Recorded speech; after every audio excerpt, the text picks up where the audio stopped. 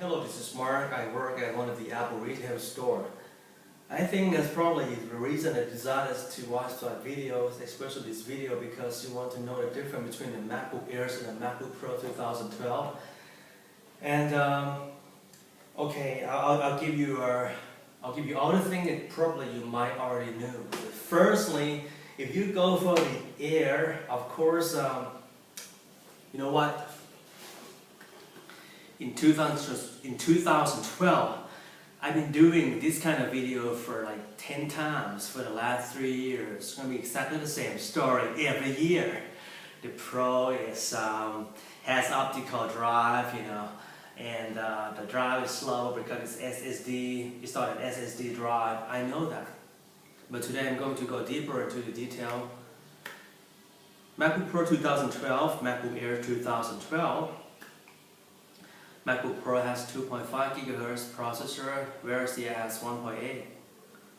The Air is 1.8.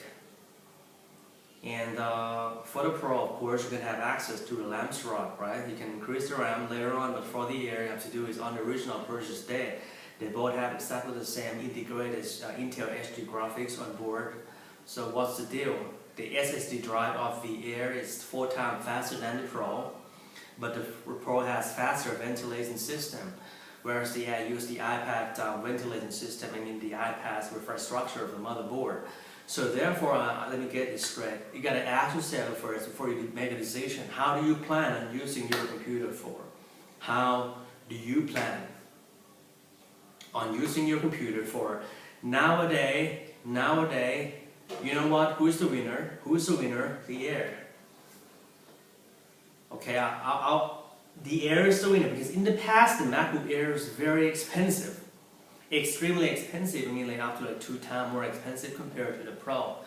But you see today the MacBook Air is really cheap. But it doesn't mean Air is always better. So you listen to me carefully. First of all, the processor of the Pro is faster, like 2.5 and 2.8. So you have to understand what kind of tasks require fast processor. You have to understand this first. So first of all, when you do like copy file, duplicate files, when you want to export movies, convert movie, like using Handbrake to convert something.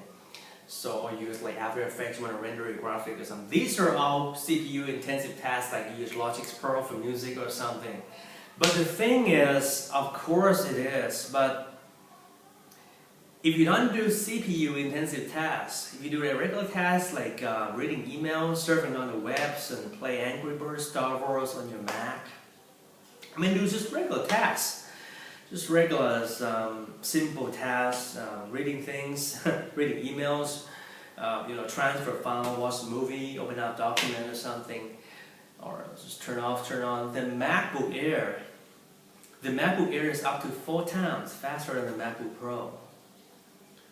So for today's tasks, for nowadays, let's say you are a movie editor, or let's say you're in whatever, it's like special effects industry, like you do 3D or something, we suggest of course the MacBook Pro 15. Don't buy the regular display, buy the regular MacBook Pro 15-inch. So one more time, you listen to me carefully. Now due to the price, please buy the MacBook Air. But there are some downsides of the Air that you have to understand me clearly. First, the Air is faster and it's cheap, it's a great value. But the MacBook Air has very poor ventilation system. Let alone it doesn't have the optical drive, you have to buy the external one. But it's good. You know what? The good thing about having an external DVD drive is when the DVD drive is broken, you don't have to send the whole machine to the Apple Service Center. Let's say you have your secret clips, like video clips inside that. Okay, you have to clean it up because you don't want to see them on any website on the internet, right? But if you buy the Air, the drive is broken. You purchase the Air and the drive on the original purchase at exactly the same time. The drive would be covered by the Apple Care for 3 years too, but forget about that. So first, the MacBook Air is very fragile and vulnerable. I made a videos about 2 years ago. I tried to deseg. I mean, the air was ran over by. Not possible to be fixed. This is the glass multitask trackpad. So the glass multitask trackpad has been made of glass here. So I had to change all these things. And at the beginning of the investigation, I tried to recharge it via the Macbook power adapter, but it appears that it wouldn't charge for some reason. Here's a Macbook power adapter. So a truck just ran over as a USB port, got bent a little bit. Okay, so for this part, the mini jack is still okay.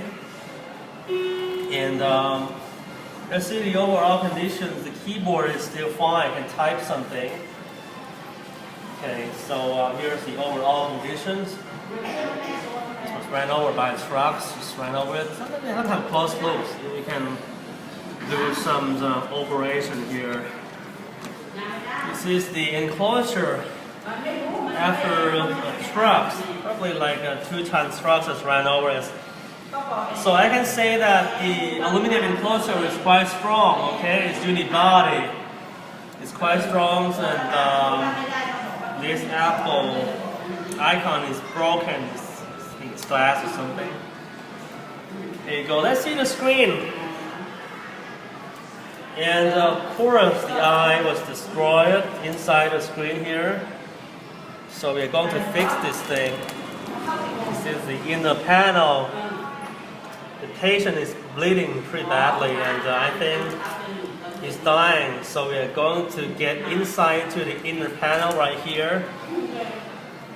So we got like, okay, we got I think 4 or 5 layers for the panel. Let's have a close look at the internal organs right here. If I can dissect inside.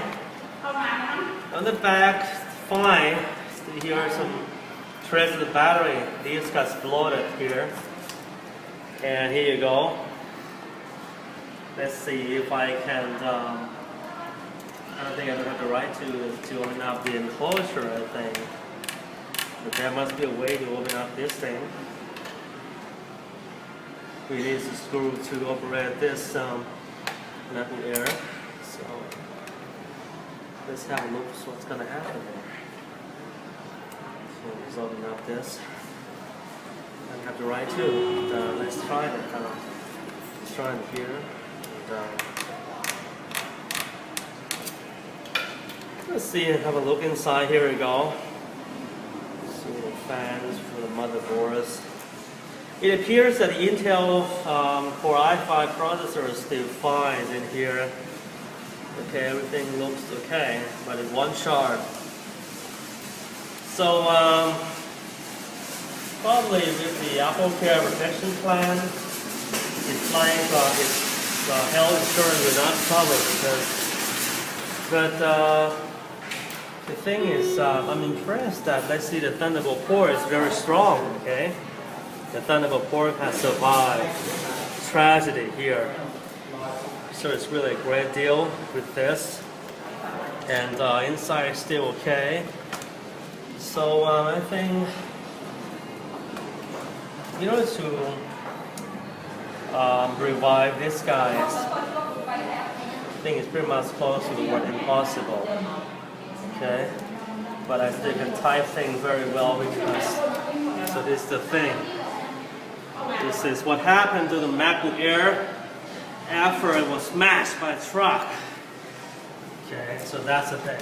So I try to do some sort of operation or something. You can trace back to the history. So, like when I peel, like I found like 4 layers of the screen, just trying to peel them out one by one, and I found that it was like trying to peel an alien skin. So the refresh structure of the Air is very weak and vulnerable and fragile. Because the screen of the Pro, the primary screen of the MacBook Pro is a glass screen, but for the Air is a soft screen. Because they wanted to reduce the weight, make it thin. So firstly, the Air is very fragile. Especially the joints of the lid. Okay, when you're trying to push it too hard or something, that part. Okay, the joints between between the screen, okay, and the primary machines. That part is very fragile and can be easily broken for sure. So first of all, it has poor ventilations, very fragile infrastructure. They use iPad infrastructure for the main motherboard, therefore it has poor ventilation. If you've been searching on many websites on the internet, you'll find lots of issues about overheat, about high temperatures for the air, because the fan is very small. So I suggest that, I recommend the MacBook Air, but if you want to buy a laptop that you have to use all day, all night as your primary computer or a so-called desktop replacement, I would suggest the Pro. Or you have to use it very roughly. You have to carry it. If you are some sort of if you got to go to like many places, if you have to work in the desert, if you want to like dig up dinosaurs, trying to dig up dinosaurs, if you are spies, if you're a cop, right? Yes, you have to use the Pro. You can't use the Air. But if you are just a lawyer, and if you are lawyers, or if you were just a lady, something that lying and carry with you all the time, and I think it's a long story then, but at least you got some ideas. So the Pro is more robust. I'll make a long story short. The Pro is more robust. It's stronger, better ventilation, but of course heavy, bulky, and for regular cat it's slower. The Air is light, but poor ventilation, slower processor, lacks the DVD drive. The choice is yours. So the conclusion would be, if you got some ideas, I'm very grateful for. You go to near Apple store and you buy that. Don't talk to the salesperson, you talk to me. But if you're like kind of not sure, it's kind of neutral, probably you can leave your question underneath this video or go to my Facebook, facebook.com/MacGurus, and you leave your question there. Okay, I'm going to guide you. I'm going to help you choose one by one anyway. So thanks for watching.